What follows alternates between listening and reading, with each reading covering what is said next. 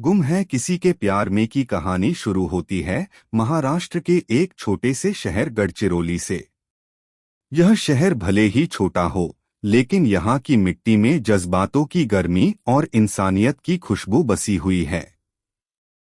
यहीं रहती है एक समझदार, आत्मनिर्भर और जिंदादिल लड़की सई जोशी, जो अपने पिता कमल जोशी के साथ रहती है। सई सिर्फ एक आम लड़की नहीं है, वह तेज दिमाग वाली, बहादुर और अपने सपनों को सच करने के लिए लड़ने वाली लड़की है। उसका सपना है एक दिन डॉक्टर बनना, एक ऐसा सपना जो न सिर्फ उसके लिए बल्कि उसके पिता के लिए भी बेहद खास है। कमल जोशी कोई आम इंसान नहीं है। वे गढ़चिरौली के एक बेहद ईमानदार और निष्ठावान पुलिस अफसर हैं। उन्होंने अकेले सई को पाला है, उसकी हर छोटी बड़ी जरूरत का ख्याल रखा है। उसकी पढ़ाई, उसके सपनों, उसकी हंसी, उसके आंसुओं, हर पल में वो उसके साथ खड़े रहे हैं। कमल सर ने अपनी पूरी जिंदगी अपनी बेटी के नाम कर दी है। उन्होंने कभी शादी नहीं की, क्योंकि उनके लिए उनकी दुनिया सिर्फ एक ही थी, सई। वहीं दूसरी तरफ कहानी में प्रवेश होता है एक और किरदार का, विराट चौहान।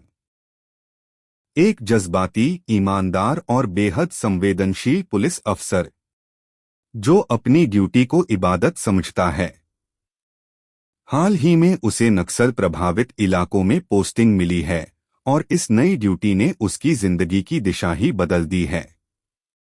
ड्यूटी के सिलसिले में ही वह पहली बार आता है गढ़चिरौली, और यहीं उसकी मुलाकात होती है सई और कमल सर से। कमल सर से मिलते ही विराट को अपने पिता की याद आने लगती है, वो पिता जिन्होंने हमेशा उसे सिखाया था कि ड्यूटी और परिवार के बीच संतुलन बनाना कितना जरूरी होता है। वह कमल सर की ईमानदारी, उनकी नजरों में अपने कर्तव्यों के लिए जो चमक है, उससे गहराई से प्रभावित होता है। सई, जो शुरुआत में विराट को बस एक पुलिस अफसर के रूप में देखती है, धीरे धीरे उसकी संवेदनशीलता, उसकी सच्चाई और उसके व्यवहार से प्रभावित होने लगती है। लेकिन कहानी यहाँ कोई सीधी लव स्टोरी नहीं बनती। एक तूफान सब कुछ बदल देता है। एक दिन अचानक एक नक्सली हमला होता है। इस हमले में कमल सर शहीद हो जाते हैं। वो पल सई की जिंदगी का सबसे बड़ा सदमा होता है। जिस इंसान ने उसे हर दुख से बचाया, वही अब उसे हमेशा के लिए छोड़कर चला गया।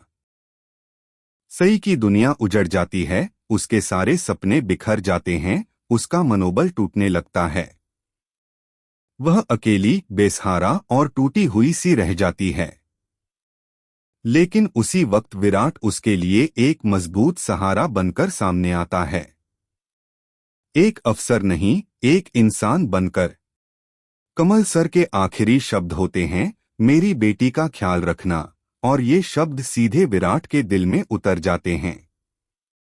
वो इसे सिर्फ एक वादा नहीं, एक जिम्मेदारी मानता है, एक ऐसा फर्ज जिसे निभाने के लिए वह किसी भी हद तक जाने को तैयार है। यही सोचकर विराट एक बहुत मुश्किल लेकिन जरूरी फैसला लेता है, वह सई से शादी करता है। यह शादी न प्यार की बुनियाद पर होती है, न समाज की कोई रस्म होती है। यह शादी सिर्फ एक मकसद से होती है, सई की सुरक्षा और उसका भविष्य। वह चाहता है कि सई अपने डॉक्टर बनने के सपने को पूरा करे और फिर से अपने पैरों पर खड़ी हो सके।